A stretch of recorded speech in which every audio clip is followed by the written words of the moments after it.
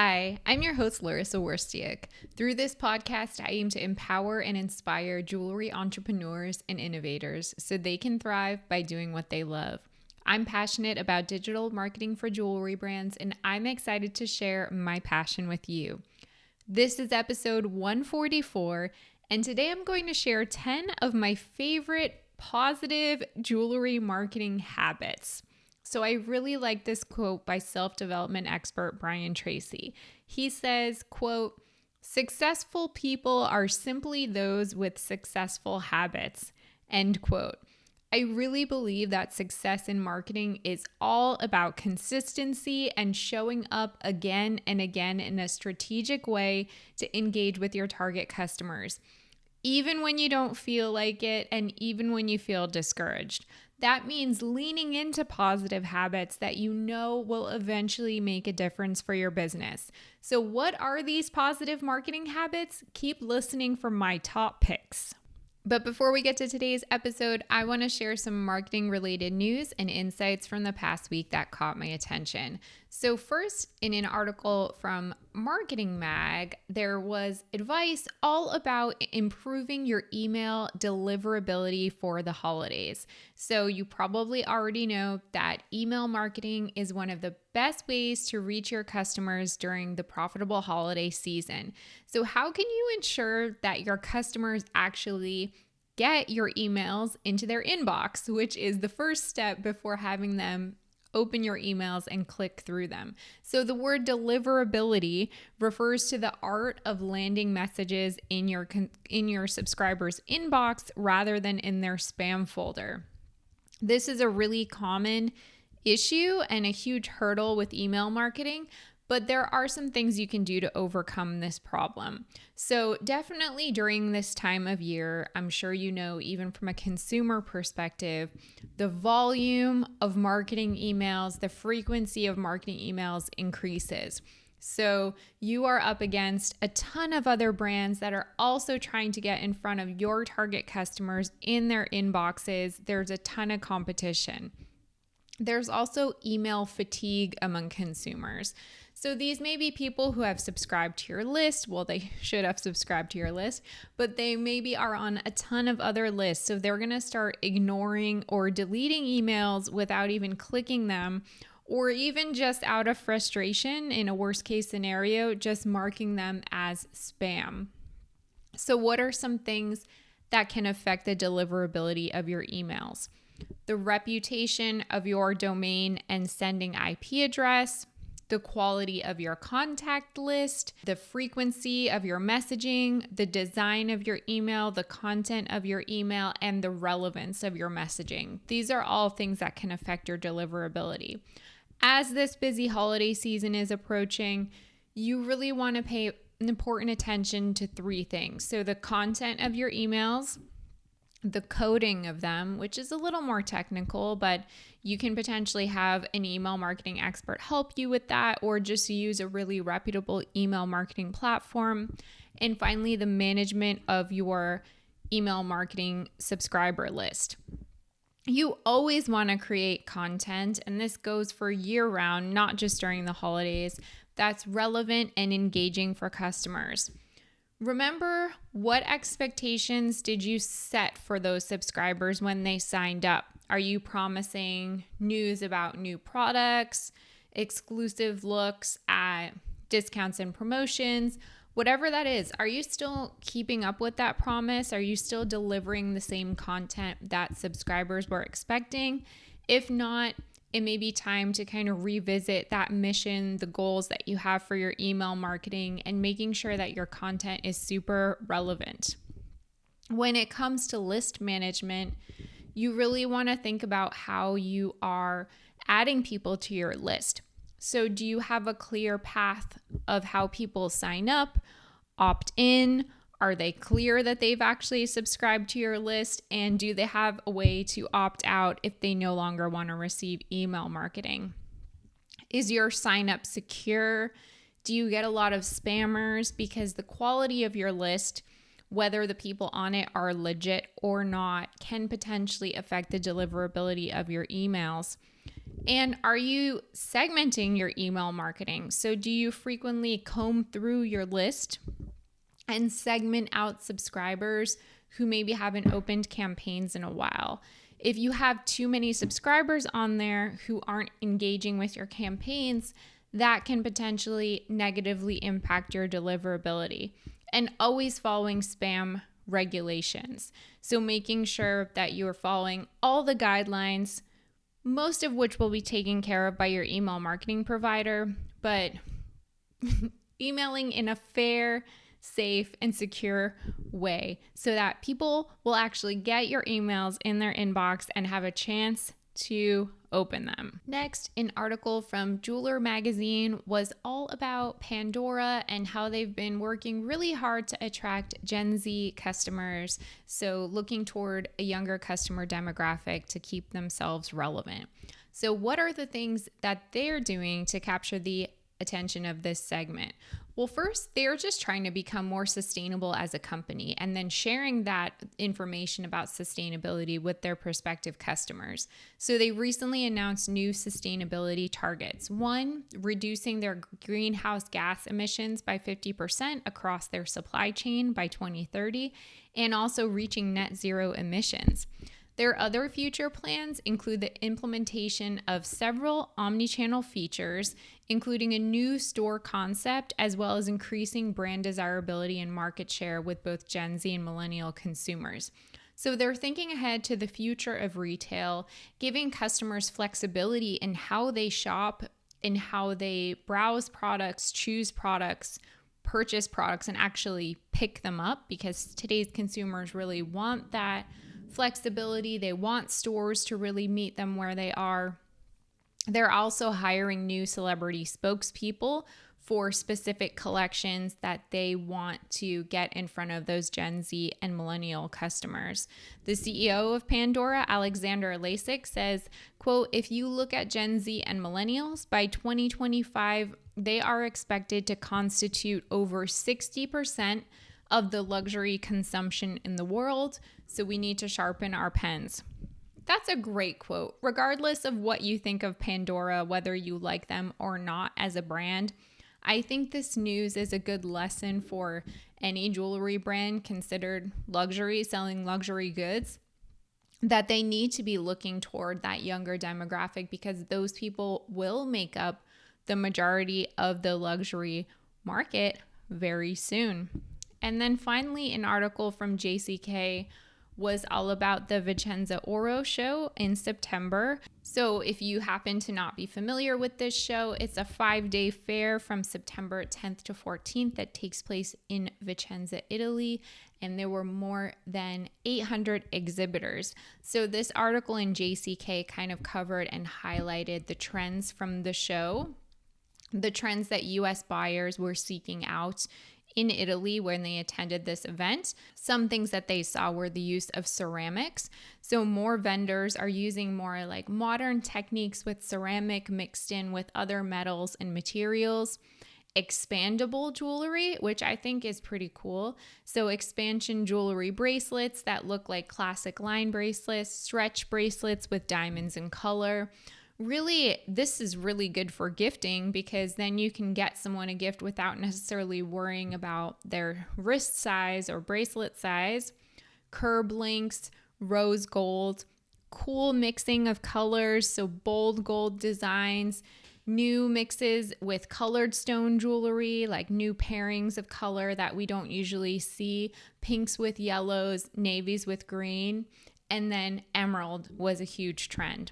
If you want to get the links to the articles I share in this segment of the podcast, you can sign up for my email newsletter by visiting joyjoya.com/signup, and you'll get a digest with the links whenever a new episode drops. Okay, let's get to my top 10 favorite jewelry marketing habits. So how can you ensure that you are implementing and following good jewelry marketing habits to help move towards success in your business? Well, I definitely would love for you to consider the 10 that I'm going to share right now. So number 1, being consistent as much as you possibly can. And by consistency, I mean through your language, through your photography, through your color palette, through your graphics, through your overall messaging and feel. Believing in the vision around your brand and business, and as little as you possibly can, and in a perfect world, never wavering from that consistency unless it makes sense for you to adjust to your target audience or because some changes happened in the marketplace. But that habit of consistency and getting used to being consistent in all the ways that you interact with customers across all touch points is so important. Unwavering is what you need to be.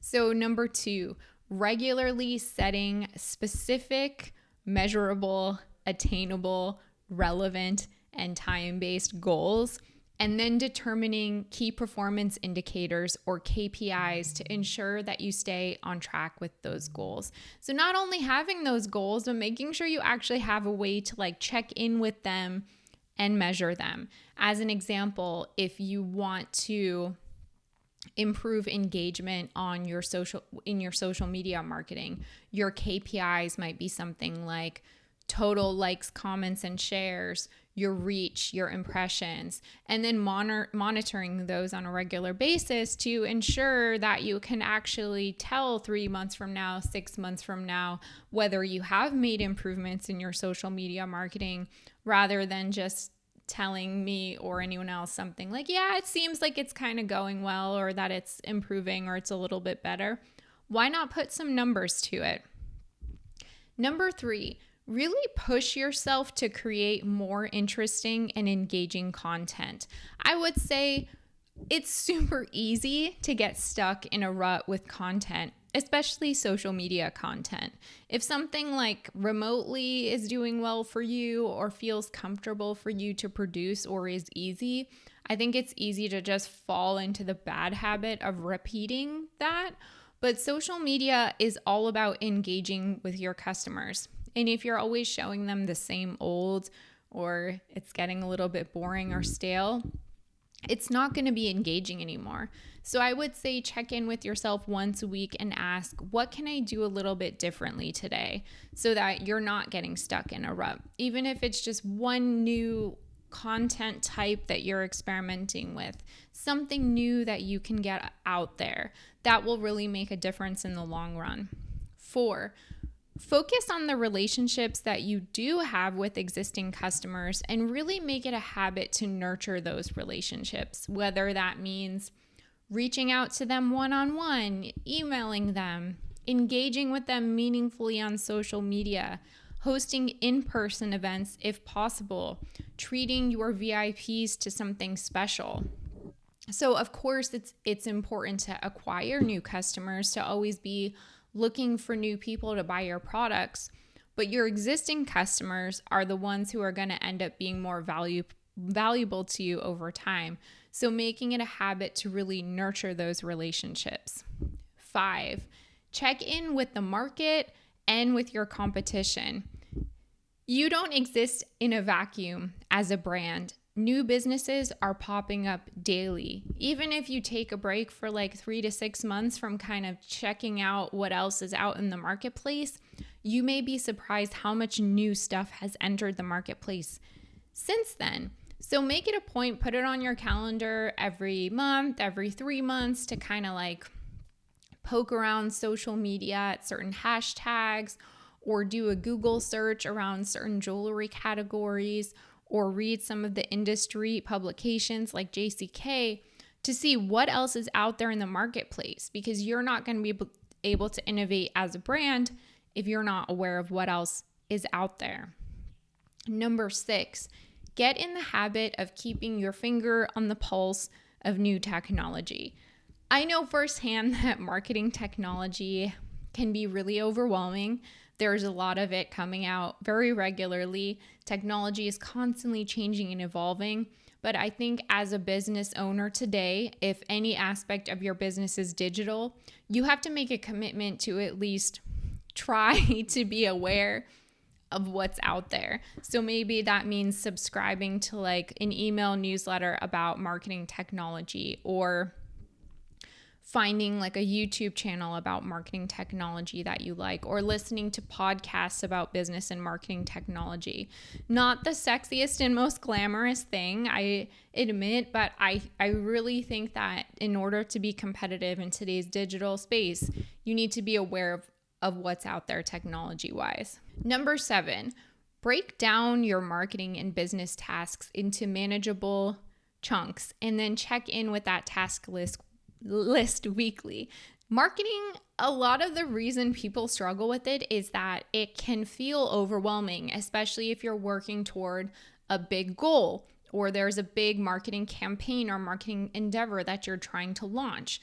Typically, there are a lot of moving parts, a lot of things that need to be accomplished before your goals can be achieved. So getting in the habit of breaking things down into those manageable chunks and then checking in with that to-do list, checking things off as you finish them to get that sense of reward, of completion, to encourage you to keep moving forward is super important. Number 8, take risks to help you grow. Challenge any assumptions that you have about your business, about your customers, about your products, about the marketplace, and challenge yourself to do something that makes you a little bit uncomfortable on a regular basis. Of course, you don't want to be so spontaneous that you're just making silly business decisions. You should always be informed and reasonable, but maybe do something that pushes you out of your comfort zone where there is a potential risk of failure, even a little one, because that's the only way that you're going to make strides in your business and grow. Number 9, make it a habit to ask your satisfied customers for reviews, feedback, and or user-generated content like pictures and videos of themselves wearing their jewelry. Unless you have some kind of automated review email going out, which is also really nice to have, I think it's important to remind yourself to personally ask for these things. I think it's very easy to go a long period of time just being focused on running your business and then forgetting that your customers really have something valuable to add. If you're not checking in with them, you could be missing out on social proof, on just general positivity that can come back to your business and help other customers shop with you and feel more comfortable shopping with you. And finally, number 10, put yourself in the customer's shoes and ask yourself, why should I care? What's in it for your customers? I see all the time a brand releasing a new product or collection, and they're talking about what they think is so great about it, what makes it special, why other people should pay attention to it because of how they feel about their own creation. And sometimes I kind of roll my eyes at that because it's like, good for you. You like what you made and you think it's great, but what's in it for me? Make it less about yourself and more about your customers. So those are my 10 positive jewelry marketing habits that I think you should make permanent in your business lifestyle. What do you think? You can always email me, Larissa, that's LARYSSA @joyjoya.com. As a reminder, my book, Jewelry Marketing Joy, is available. If you visit joyjoya.com/book, you can learn all about it and buy a copy for yourself.